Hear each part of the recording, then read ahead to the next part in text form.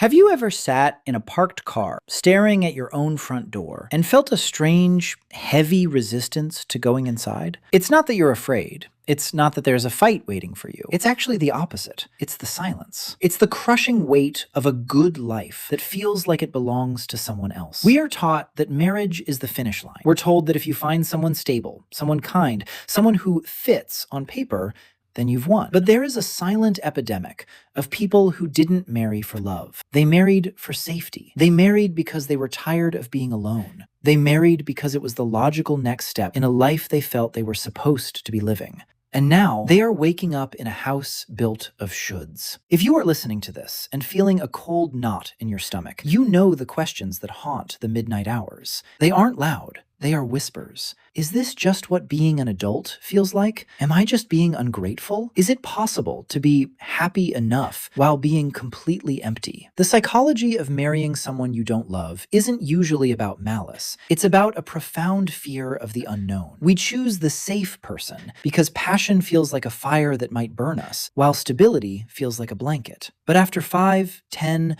20 years, that blanket starts to feel like it's suffocating you. You find yourself performing. You've become a world-class actor in your own living room. You say, "I love you," as a reflex, a social script to keep the peace. You laugh at the right times. You coordinate the calendars. You do the chores. But inside, you are grieving. You are mourning the version of yourself that was once excited about the future. Psychologically, we stay because of the sunk cost fallacy. We look at the years invested, the shared bank accounts, the family photos on the wall, and we tell ourselves that the cost of leaving is too high. We convince ourselves that stable and bored is a fair trade for alone and searching. But let's be honest, the real reason you stay isn't the mortgage. It's the fear of being the villain. You don't want to be the person who breaks a good heart just because yours isn't in it. You are waiting for them to do something wrong. You find yourself wishing they would yell or lie or disappear just so you would have a valid reason to leave. But what if the most valid reason is simply the truth? What if the tragedy isn't a messy divorce,